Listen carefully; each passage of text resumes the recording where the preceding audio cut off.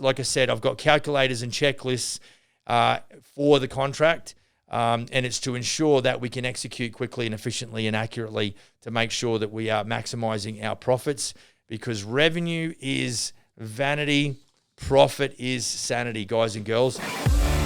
How old are you going to be before you start to experience life like you want it? I want to tell you right now, whether you like it or not, there is a better way to do business. Hi everyone, welcome to the Business for Builders podcast. Welcome to you if you're on our TikTok live. Great to have you with us. Welcome if you're in YouTube land checking this out. Thanks for doing that. We really appreciate it. Our biggest focus is to, bring some value to you as a general contractor or even a subcontractor. And, our purpose really is to help general contractors succeed. That's what we do. Look, a bit of housekeeping, like and share and subscribe and hit the bell for notifications. That'd be awesome. Appreciate you doing that. And certainly if you know somebody else who would benefit from this info, please be so kind as to share that with them. All right, let's get started. Today, as usual, we want to, put something out here that you can really take away and implement straight away, or at least it sows a seed whereby that you go, okay, yeah, I need to change that in my business, or I've been wanting to change that or wanting to introduce that, and really walk away with something tangible. So today, off the back of, this is what I love about doing, we did a TikTok live on Friday. If you're in British Columbia, I hope you had a good long weekend. It was BC Day, I think that's what it was. Anyway, the office wasn't open on Monday, so we had a good long weekend. So I hope you did too. And on Friday we had a TikTok live, and one of our viewers, Jacob Postma, really, he certainly engaged with us on the TikTok live, asked us a few questions.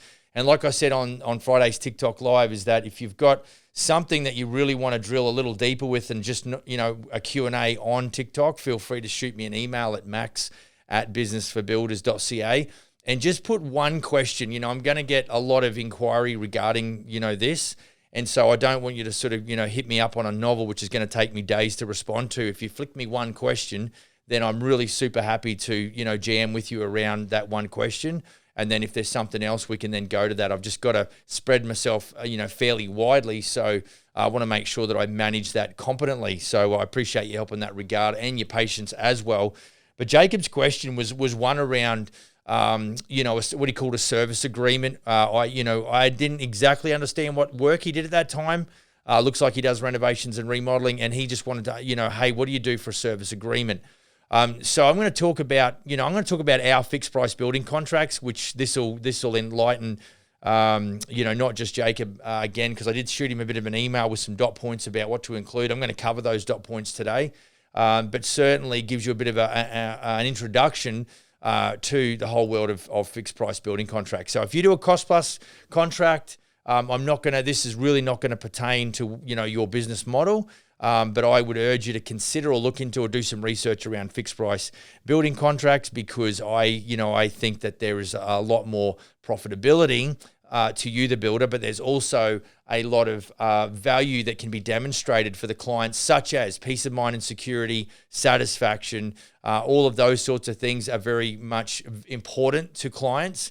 They don't really want to have the situation where they go to bed at night going, what's this renovation going to cost me and when is it going to be finished? So the completion date gives them a lot of security. The fixed price gives them a lot of security. They want that peace of mind and security. So we're going to get cracking. Now, just as a bit of a caveat or a little bit of a condition, understand that I'm not giving you legal advice. I'm not in a position to do that. I'm not a lawyer. I'm a carpenter by trade.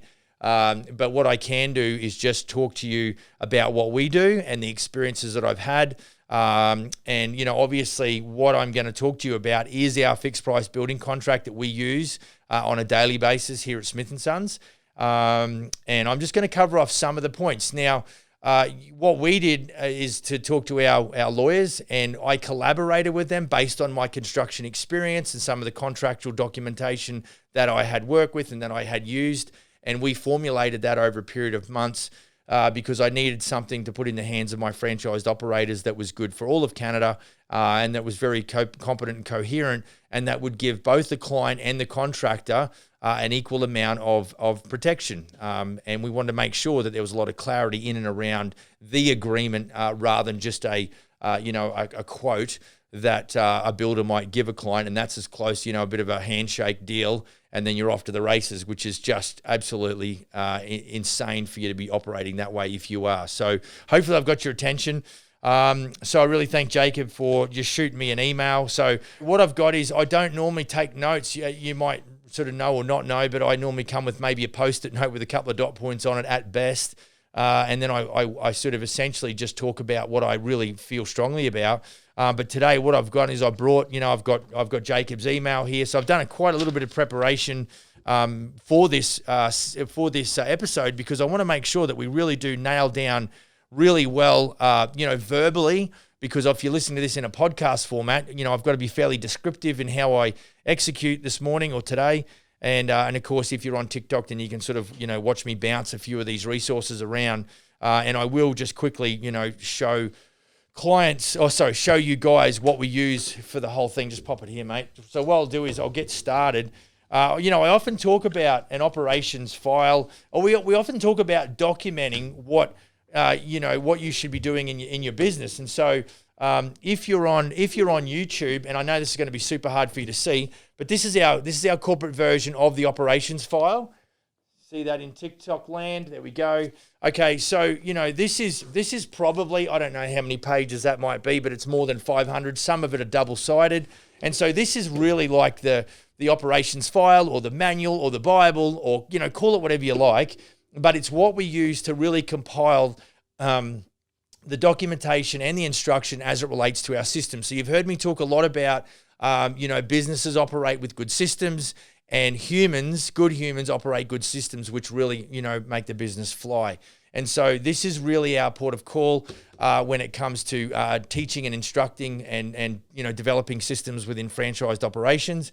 And of course, I did something very similar to this, not quite as big, but probably 2/3 the amount. So it would have been 300 to 450 pages.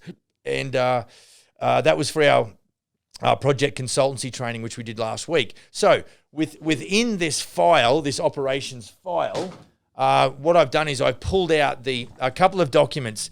I pulled out a fixed price building contract checklist, right?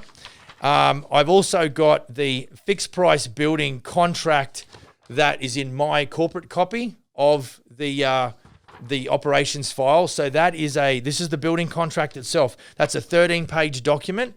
And then the other thing that I've got, which I thought might have been interesting, because what we do is, and this is recommended actually by the Canadian Home Builders Association as well, fixed price contracts, but within those contracts to have a payment schedule, which I'm going to document, or which I'm going to show you in the fixed price building contract. But this is a fixed price building contract calculator. So we talk about how we work out, okay, how much do I need for a down payment or a contract signing stage? How many stages do I need? What percentages I'm going to break down? What's the overall numbers? Because all of that data has to be transferred into your fixed price building contract when you get there.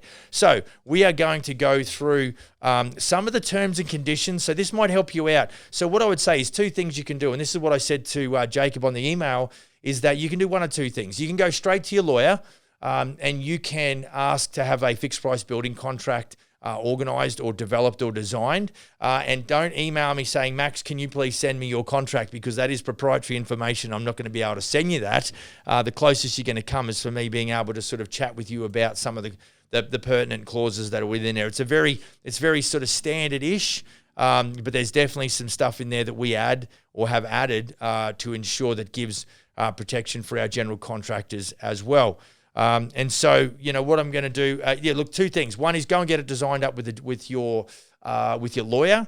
My one cost me, I think, around about the $2,700 plus tax mark, or all in. And then, or what you can do is you can go to subscribe to a place called the Law Depot, the Law Depot. And it's a Canadian-based website. I think we might actually get a link in the bio for that.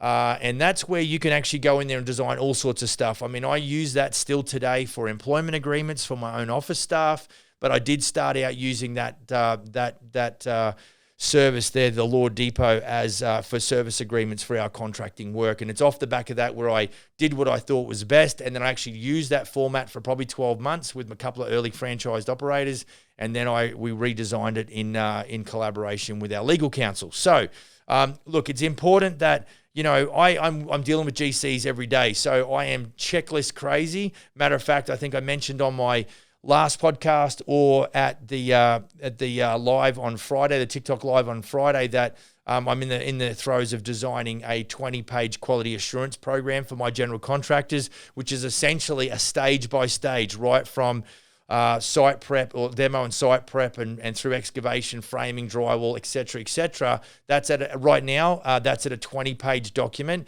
which is a very similar type checklist, essentially, where you can walk through after the cabinet maker's done, and you can make sure that all the soft close hinges are working. You can make sure door margins are proper. You can make sure the design layout matches what the design was, versus what's been finished. So we've got to make sure that if we say that we deliver a quality service, that we're not just bullshitting the clients, but we actually do. And the way we do that is through a quality assurance or a quality control program. So I'm busy designing that because I'm done with general contractors either designing their own lists or not having lists and just doing it, out of their head or shooting from the hip.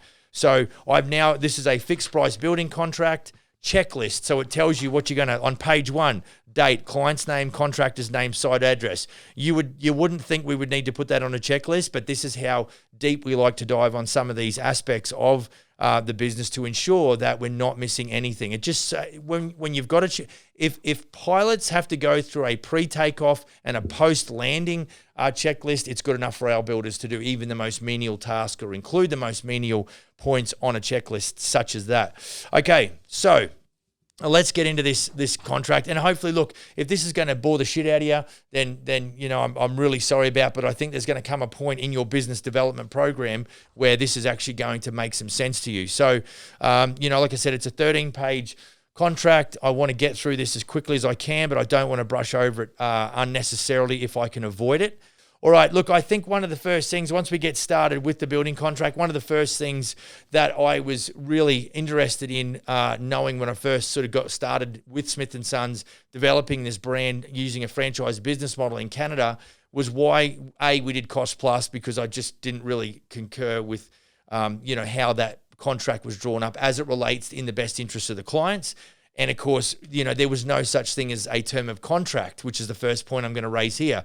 The term of contract essentially is a completion date. And I get all kinds of bullshit excuses from general contractors saying, Max, I couldn't possibly put a completion date on it. Now, if you've only been doing 5 minutes, I'll give it to you. Okay, I get you don't understand how long it takes to do XYZ project. But if you've been in this game for, 5 years or more, you need to pull your head out of your ass and figure out that if you add a completion date to your contracts, the client sees that as security. Now you're presenting value to your clients. And so you won't get to a contract like this until you presented value. And I'm telling you, you'll make more money if you develop more systems within your business, which enables you to then display or demonstrate value to the clients. And that's one of them.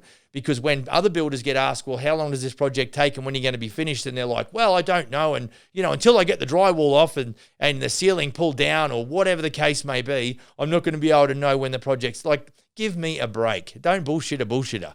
Like, we have to know what timelines are in our projects to be able to schedule the project anyway. So if you're like us, we jump straight into our Gantt chart, which is our project management part of the software, and we're able to put in a tentative start date, and then we schedule all the items down the left-hand side, and we work out whether they're in series or whether they're running parallel or simultaneously. And it will actually, as we develop that comprehensive list of tasks and as we put dates on those or durations for each of those tasks, it figures out what our completion date is. So, if you haven't got software and you're using Excel spreadsheets and you're using Word documents for quoting and quote proposals and a project management, then you really need to step it up, because your businesses never go. It's systems, folks. Do I need to say that shit again?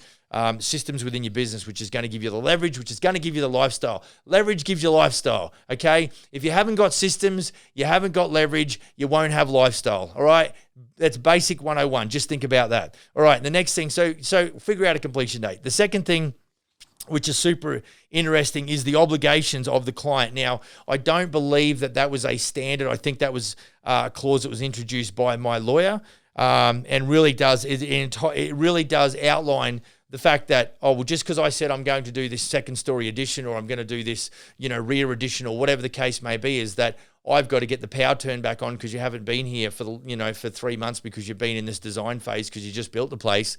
Well, look, this really does outline. It's super important that you don't get, matter of fact, you don't get to the building site and all of a sudden you figure out that you need electricity to build the place. And now the onus is now on you, and the cost and the liability to get those services connected. So, I went, when I did a basics and estimating course in Australia, there was a story being told about this kind of thing, whereby the builder bought a block of land or a lot, and then when he'd signed the deal, he didn't do the research and figured out that none of the utilities were actually brought to the lot, that he had to contribute to getting those services, brought up to the lot, which cost him tens of thousands of dollars. No different if you're a developer in this town.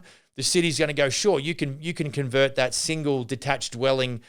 You can have that rezoned, and now you can build 3. You could build a triplex or a townhouse duplex or whatever the case may be. But we want you to actually put sidewalks in, curb and channel, and some landscaping as well as part of your build. So you're doing civil improvement off the back of you having to do your development. And if you're an investor, you need to take all those costs into consideration as well. So you need to make sure that all of those obligations are spelt out, as in the obligations of the client are spelt out in your contract. So that's got A to J in our contract. So obligations of the client is a super important clause to put in there as well. Right, the next one that I've highlighted here is change orders. Really, if it's not in writing, it doesn't exist. And I've talked about change orders before, but the change order policy that's written in here, it's got a change order fee. It talks about how the general contractor can waive the fee if they wish. The idea of a fee is to ensure that you don't have clients banging on your door, all of us, wanting quotes on change orders every second day. Whether or not you waive the first couple is totally up to you. But of course, that does get the client thinking about, okay, do we really, really want that window to be installed or, added to the contract or whatever the case may be. And of course, particularly in the change order policy within that building contract of ours, we have client initials. So it's super important that you communicate with the client about the change order protocol, and that one or more or both, or however many clients there is there, actually initial that to acknowledge that they have been brought up to date with the change order policy. Now, just a side note, I was just talking to one of my guys here on Vancouver Island, and he said to me it was quite a laborious process to go through the contract top to toe. But the clients were spending in excess of $230,000. And I think it was very diligent of the builder in that location to do that. And I know he said at the end, but the clients did really appreciate the detail because it shows a high level of competence. So when you're talking about trying to create raving fans from your clients, it starts on the first phone call. It's your behavior that you demonstrate all the way through as far as a level of professionalism. And then, of course, when you get into contracts, as you push through the contract and you talk about the contract itself, and then you look at the specifications for the job, and then you dive into construction, that you start well and you finish strong, and we've talked about that as well. So the change order policy is there to protect your time, because just think about this: if you're mid-construction, you've got they want two or three things done. I would suggest you do 2 or 3 things on 2 or 3 different change orders, and at least charge a $250 fee on one of those. The other thing with change orders, as a bit of advice, is that if you ever do something for free and you think, oh, that's not a big deal, we don't need to do change order. Sure, you want the doorway moved from that end of the bedroom to the other end of the bedroom. I've just got to put a stud in there and a bottom plate, and over here I'll just cut out that and I'll blah, blah, blah, make it work. What I want you to do is to actually generate a no-cost builder-generated change order that shows the amount of work that was done and the cost of that work if you were charging them. And let's say it was $1,000 or it was $500 in labor or whatever it was to just move a doorway 10 feet to the right in a bedroom. What I want you to do is put a price on that. And then what I want you to do is say, a builder's discount being applied, and then reverse out that cost for that bit of work that you've done for free. And then, maybe extend the contract by a couple of days. And just to show, because there's got to be some benefit to you guys and gals. So if every change order, you might say it's mandatory that every change order is 5 days extension to the contract date. Again, we're all about complying with or demonstrating value with a completion date, but anytime there's a change or a deviation away from scope of work and or price, that needs to be documented, and you need to extend a contract completion date to protect yourselves. So this is how you do it. So you're like, hey, we're not going to charge you for that, but we are going to add 1 or 2 days on if you want. Now, if you're super comfortable with how the job's going and you don't have to, don't dick with extensions to contract. It only complicates the things. But if you think you're going to be short of time, it's always a good reason to, if you're going to give that work up for free and you want to take 5 days, I think that's a fair trade. But you got different businesses. All of you guys and gals, you've got obviously different clients and you're different individuals, how you like to talk with your clients and negotiate. Maybe you like to do that. Maybe you don't like to do it, which means you're going to just issue the paperwork and call it a day and not really complicate things by, asking for another 5 days extension to the contract. That's totally up to you. But just make sure that you cover that off. And like I said, to go through a 13-page contractual document plus the specifications, which the species on the average job could be anywhere between 6 and 10 pages, if not more. That's going to take you an hour. So this is not a 5-minute job, and it's the most critical because it's at this time where you're basically going to take that, 20, 30, 40, 50% down payment, and it's worth investing at the highest level as far as the time to make sure we've got a high level of clarity, because as you want to, if you want to execute off the back of some of these clauses, doing the work right now buys you the equity in the relationship down the track so you can utilize the contract as it's laid out. All right, so that's change orders. So look, like I said, if you've got a question, be sure to just pop that in an email, maybe put the question in the subject line, or if you want to just, do that and then shoot the question in an email, we can jam around it as well. All right, access to the site, that's another one that I've got in here. We've had clients sort of say to us, well, you're locking me out of my own house. Well, guys and girls, I want you to understand that the liability that you carry as a general contractor means that if a client drags his drunken buddy in there on the weekend and falls down a set of stairs, essentially the occupational health and safety department in your area is going to classify that as your problem. Now, if you don't have a duty of care or a due diligence process in your safety protocols, then you're going to be held responsible. And your only defense as it relates to dealing with occupational health and safety is what due diligence did you apply? And so the due diligence that we apply initially is that we stipulate there's limited access to the job site. And one clause in particular says to ensure the safety of the client and the consistent management of the construction by the contractor, and in no case shall such attendance be without the presence of a representative of the contractor. Therefore, if you are on that building site, Mr. and Mrs. Client, without one of my representatives or my good self, then you're going to be in breach of the contract. Therefore, if you were to to do any damage to yourself or others without me being there or my representative, that's going to be on you. That is due diligence. And so that's why, and we've got A to D. There's a few other clauses in there as well. And so access to site is certainly one that's a super important clause. Make sure you cover that off. The next one here is latent conditions, LATENT conditions. Please go and Google that. This is a one clause in the contract under latent conditions. And it just talks about how that, we builders don't have X-ray vision. We can't see under the ground if our geotechs miss it, or if there was some substantial,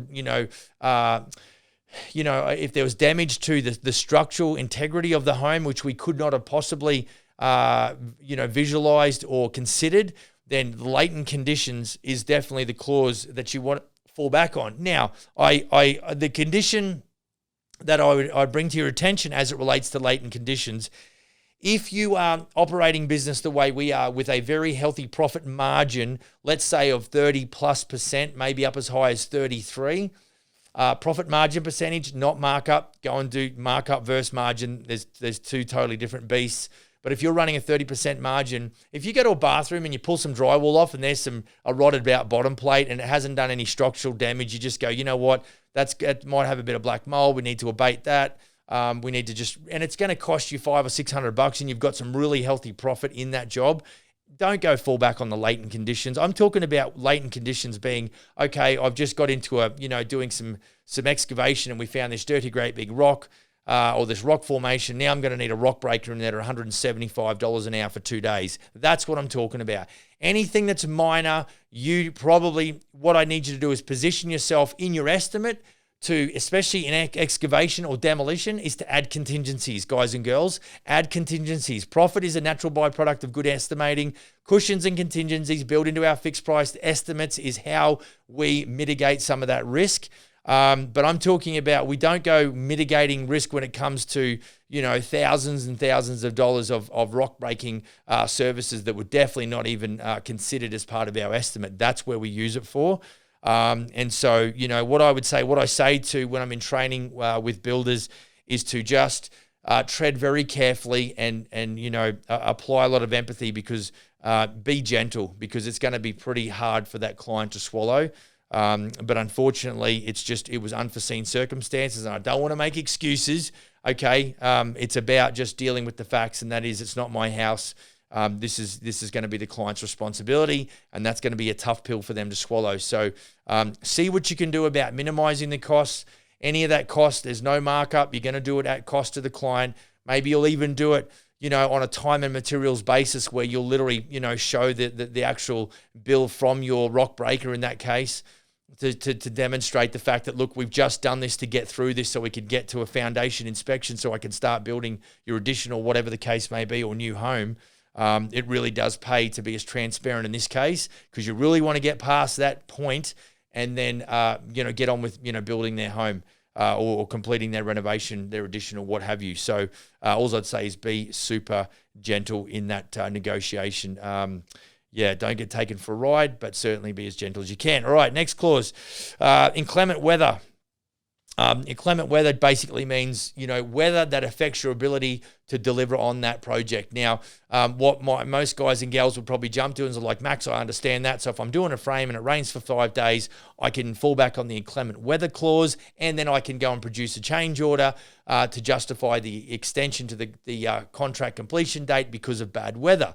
Which is 100% correct. However, a slight variance or variation on that is, I know here in the North Okanagan here in British Columbia, we had a situation where we had a little bit of light rain in town, no big deal, but further down the Coquihalla Highway, closer to the Lower Mainland, the Coquihalla Highway got washed out. Now, we didn't essentially, especially if you're doing a basement, right? And you're like, well, all I'm doing is, developing this, legal suite here, and of course, you've got appliances going in. And let me talk about appliances, because that seems to get a fair amount of people on TikTok pretty jacked, which is cool. But let's say there was a delay. I can't believe I'm talking about delay in appliances again. That's cool. But anyway, let's say we had a delay in appliances because our the manufacturer couldn't get it, from a warehouse in Vancouver, let's say, up to their distributor here in town. Then essentially the bad weather that's created the washed out roads or the washed out highway in the Lower Mainland has affected our ability to deliver. So again, that would have to be the inclement weather clause would be used, and then we would produce a change order explaining the situation. If there's a go around where the supplier can maybe upgrade the client's appliances so they're not holding up our delivery of the ultimate overall project, then that's great. But nonetheless, you would need to go, what's the worst case scenario? Okay, the go around, they're going to have to drive back down into the States or whatever the case was to get back up into our area or our neck of the woods or whatever the case is for you, but that's going to delay delivery by 2 weeks. Then that needs to be spelt out in a change order, and that needs to be spelt out in an extension of time on the contract. So that is inclement weather. So be aware that can directly affect you if you're doing work on site in the open air. But it can also affect you at the end of the project, where essentially the rain doesn't have any impact on your project directly, but it is a secondary effect, and you need to make sure that is outlined in the paperwork. Remember, if it's not in writing, it doesn't exist. The next one, is permission to use testimonials and photographs. If you're like us, and I think, you know, at some level, you need to be developing your reputation online, then you really can't go better than having before shots, during construction shots, and what we call beauty shots, or post-construction completion. And then you've got the ability to do before and afters. You then want to try and ask the clients for what we do, which is a video testimonial. And we really do appreciate greatly the clients giving of themselves to essentially speak to other prospective Smith & Sons clients about their experience. That is really the priority when we go to asking for video testimonials. It's super hard. And if you're like most people, most people don't like having, you know, looking down the lens of a camera. That can get a little bit tricky. Everyone feels a little bit self-conscious, and I get it. But if you go to smithandsons.ca, it's quite easy to see on our front page, you know, how much work we put in. And we probably average amongst the group probably minimum of one video testimonial per month. Right now, I think we've got 3 or 4 in the pipeline. That our guys have raised the flag and said, look, these clients are going to be happy. And, you know, that's a lot of work on the general contractor's point or part. And like I said, you know, we start well, we finish strong. We say that in the beginning that we want to convert them or turn them into raving fans. Well, you don't do that by starting well and have a miserable construction experience. You've really got to keep that at the top of your mind, front of your mind, that if you are going to turn them into raving fans, you want to get to the other end and them not sitting there looking like they're sucking lemons and they've just really despised the whole experience. So to be able to get them into a video testimonial is practically a challenge, no question. But if you haven't got the right documentation in place, and this clause in the contracts really helps us, our builders, make sure they tick that off. But now the other thing is too, I know that our creative director, and also further to that clause, she also likes to have the client sign, a letter of consent or an authority for the same clause essentially that's built into the contract, just to make doubly sure that everyone's on board and there's going to be no legal recourse there in the event you have something on your website that they all of a sudden decide they don't want there. Now, the next clause, so that's pretty straightforward. Use testimonials and photographs. There's a clause we've got built into our contracts. The very next one is, I hope I say this right, the force majeure clause, which talks about essentially we can invoke the force majeure clause due to circumstances that are outlined in this section 29. And a lot of it is to do with, and I'm just going to read here, circumstances such as, but not limited to, epidemics, pandemics, diseases, government intervention, act of government, economic or market conditions. Now, there's actually 3. We got A, B, and C, and there's about 5 points within it. So that was one that we had included back in March 2020, funny enough, but it's one that my lawyer actually added more micro detail to, which was really good. So essentially anything out of your control. Remember, for us, we're hanging our hat on a fixed price contract. And so, you know, in some of the guys' cases, you know, lumber costs went through the roof. All of a sudden, we've got massive supply chain issues. And so there is some circumstances that are economic or market conditions that are outside our control. And that's where we may fall back into force majeure. Now, that's just bad news for the client. So again, with that clause, be very gentle. Really explain that clause with the highest level of empathy. It's one that we don't want to rush to, but we essentially, if it's going to remove or reduce some of the profitability around that scope or even that overall project as far as gross profit, then we need to talk about clients as it relates to either cost and or completion date. So be sure to cover that one off. All right, getting to the end of it. Right, so the 2 remaining points that I've got here. Thanks for your time. I hope you've got something out of this. The 2 parts that have got to be added in there is the what I call the project specification. So if you've got, like we do, up to a dozen pages or more of project specifications, which actually gets included with the proposal, the quote letter proposal meeting that we have face to face, and we go through each of those specification line items. Each of those line item specifications has a picture of the product that they have selected, so they don't just rely on written verbiage or text. They actually see the product. That's our software has the ability to add a picture to that. That then transfers out of the proposal, or another copy is created that comes from the actual quote proposal. And it actually now gets added to Schedule A, which is essentially any plans and specifications for that project need to be added in as Schedule A. That's what we do typically. So that's pretty self-explanatory, and any other documentation that you might find important, but usually plans and species or specifications cover that off. And then the last thing is Schedule B, which is the payment schedule. So I'm really going to try and be super quick around jamming about the payment schedule.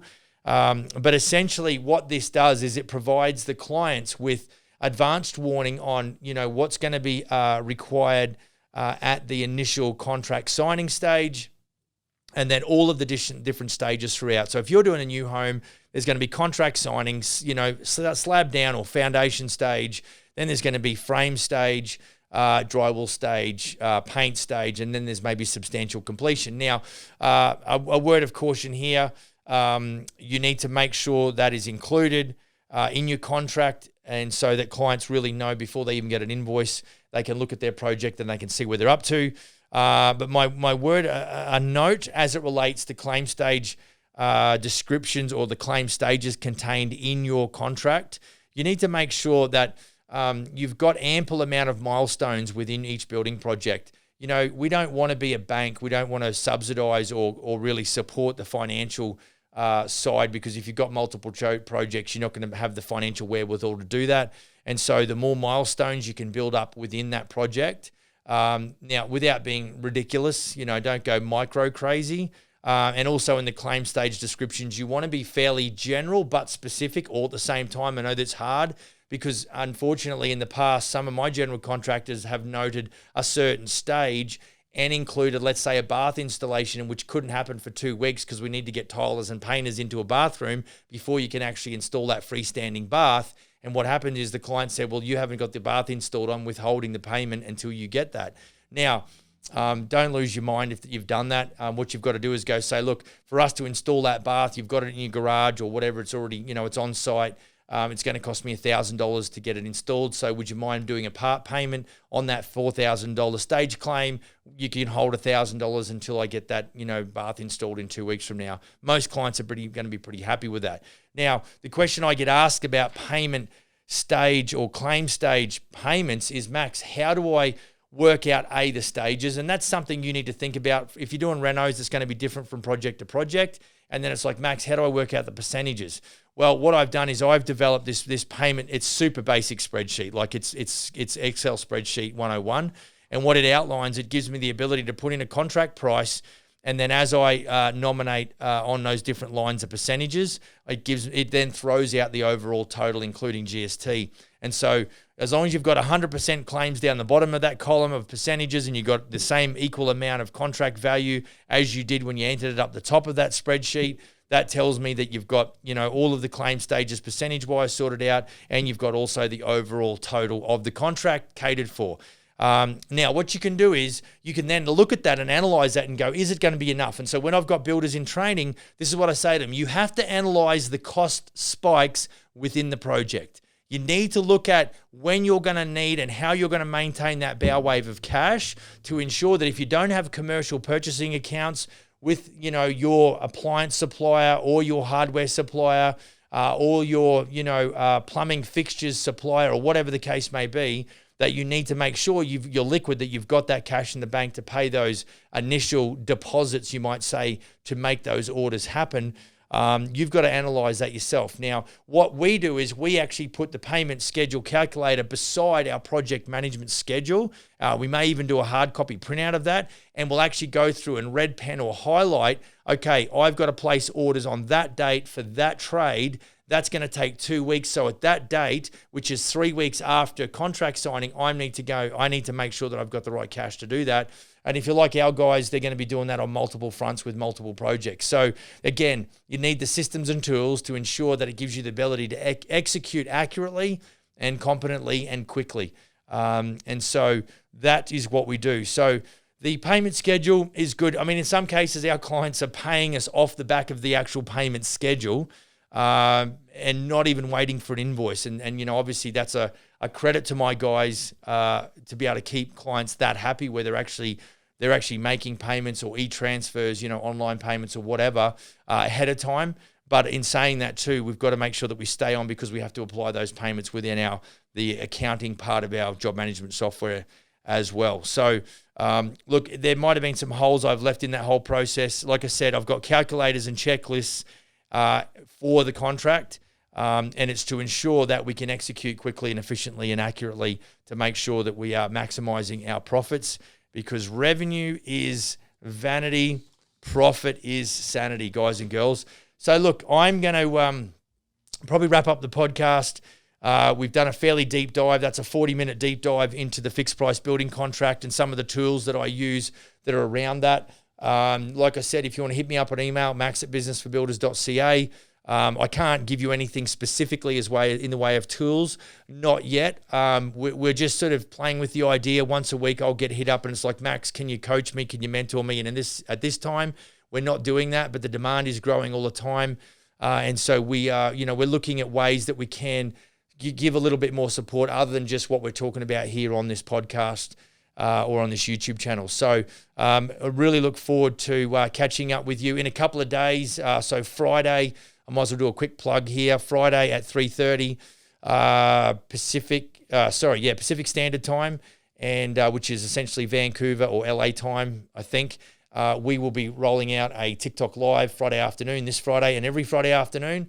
And so that's a great time where we can jam around. And a lot of this conversation that we have in the podcast here is where we really sort of nail it down and chat about all different aspects of running a building company. And we're really happy that some folks are really chiming in to have a listen to that. So if you listen to me on the podcast, have a great day. Go build a kick-ass business. We'll see you on the next episode. Cheers.